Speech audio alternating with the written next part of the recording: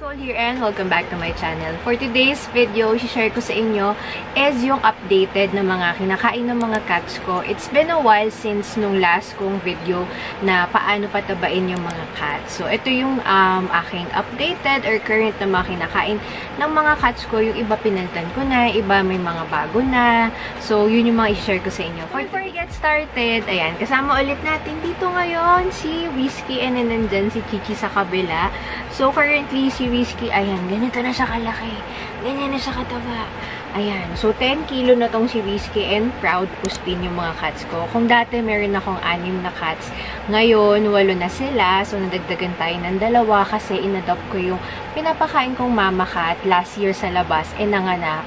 So, pinakapon namin, finoster for a while. Then, na-decide na i-adopt na lang silang 2 nung nanay niya. Yung isang baby niya is pina-adopt ko sa iba last year. So, yun. 8 na sila ngayon. Yun din pala yung mga cats ko. Lahat sila are kapon na. Lahat sila puspin. And if bago ka sa channel ko, actually, it started na isa lang yung cat ko before. Si Meowie, lalagay ko na lang dyan. And stray cat siya sa street namin na pinapakain ko. Years before, parang 2017 yon. Then decided na i-adopt, nanganak, and then pinakapon. So, ayan.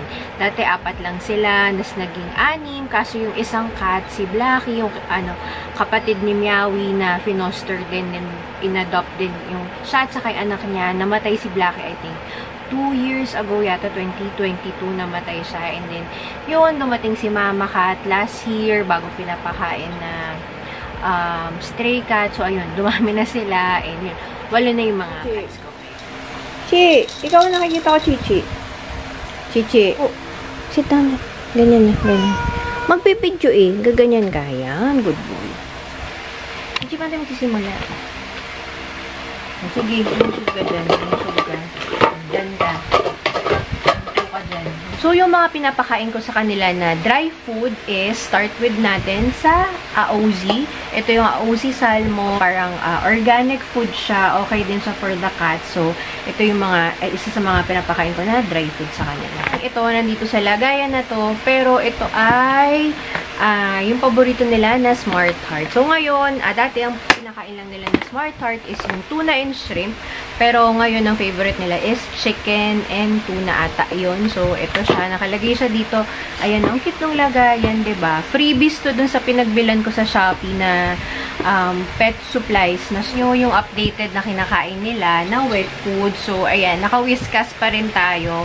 Na ocean fish, ito lang yung flavor na gusto nila. So, ito, kinakain to ni Whiskey at saka ni Chichi. Also, OZ na salmon. Hindi ko sure kung meron to nung na-share ko before. Pero, ito lang din yung flavor na gusto nila. So, ito, kinakain to nila Mama Cat, nila Wabbit, the rest of the cats, except kay Meowie. Si Meowie kasi yung kinakain niya ay yung gusto niya yung talagang fish or yung gigi. O, diba? Talaga nagsiksikan silang lahat.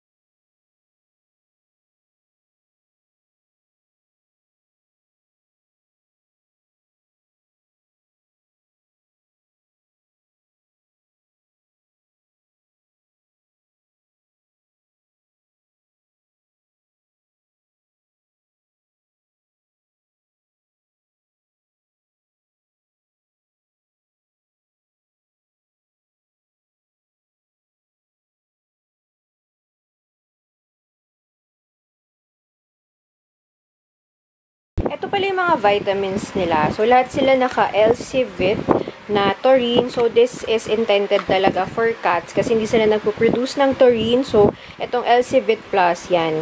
Pinapainom ko yan sa kanila lahat. Once a day. Yung mga bagong vitamins ni Whiskey kasi nga, diba, meron siyang seizure disorder. Pero controlled naman na yun. Last seizure niya was August 2023. So, this is the renal care. So, medyo mataas kasi yung CREA niya for this month na check-up namin. And then, itong Emerplex Vitamin B Complex para din ka.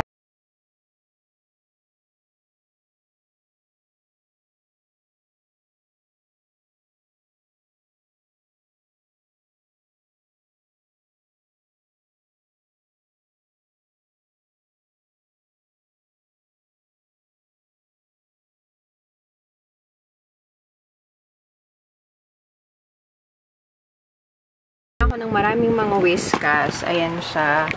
And then, sa likod niyan, meron tayong OZ na wet food nila. Yung treats dito, ayan, yung Temptations.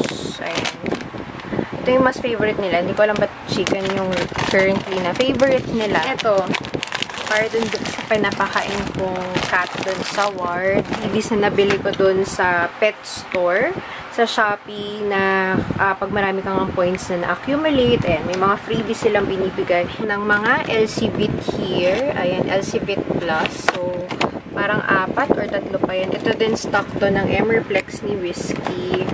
Dumating ako sa time na need ko ng recovery food pero wala akong makita. So, just in case, meron na akong reserve lagi na recovery food. Ito, Bronchur. Matagal ko na ito nabili. Stock na lang din to. Pero parang pa-expire na to. This nebulizer, yan. Parang portable nebulizer. Kasi nga nung nakaraang buwan is nag-ano sila, hatching-hatching. So, ayan yung mga stock ako na ganyan. Meron pa akong stock ng NSS kasi nga nag-hatching-hatching sila. Updated na lagay nila ng water bowl. So, ayan na siya. Ito kay Wabbit.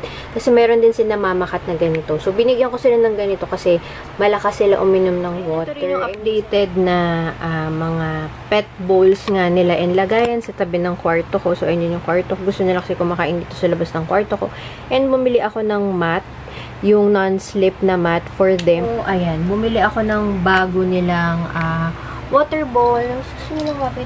Water bowl na Starbucks. So, maganda to, ceramic. Medyo mahal siya, saka mabigat siya. So, at least after nila kumain, ayan, may ready na agad sila na water bowl. And we also have here my updated na cat fountain. So, ito na yung cat fountain. Dati ang nakalagay dyan yung Pet H2O or Cat H2O na cat fountain ko. So, ito yung bago and may sensor siya. Ayan. Pag may sensor pa rin, may nilagay akong sensor for them.